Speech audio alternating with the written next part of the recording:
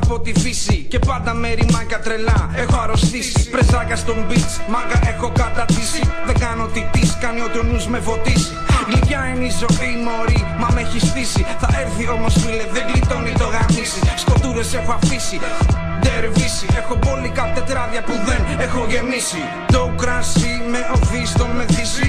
Κι αν ζωθεί τότε βάλε μου ουίσκι. Ο νους μου μόρτι έχει αλλιώτικα κουρδίσει. Το πίτα μ' αρχίσει, πουτσα μου καπάκια έχει στήσει. Και δεν υπάρχει λύση και δεν μπορώ να κρατηθώ ρε μπρο. Τώρα που μου έχει εξορμήσει.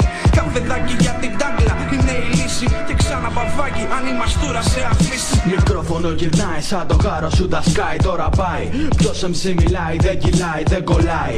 Τώρα που έχω πάρει το κολλάει. Καθημερινή εργασία που σου τη σπάει. Ναι, κόλληκα σταθώνω και απόλυτα. Κολλάω τους MC στον τοίχο σαν τα αυτοκόλλητα. Λες και το μυαλό σου είναι από τσιμέντο. Εισβάλλω μέσα τους σαν πίστα στο Nintendo. MC's σαν μαριονέτες μοιάζουν. Δεν αλλάζουν σαν το χρώμα ξεθοριάζουν. Ακίνητος μπροστά σου σαν εμπόδιο. Δεν σταματάω κι ας μου βγάλεις το καλώδιο. Έμπνε σαν υποσυνείδητη εικόνα. Στοιχιώνω το μυαλό σου σαν του αίματος στα αγώνα. Καφεδάκι για την τάγκλα μια ζωή. Δισάιφα στα κάτσι έχει δική απειλή. Take my advice.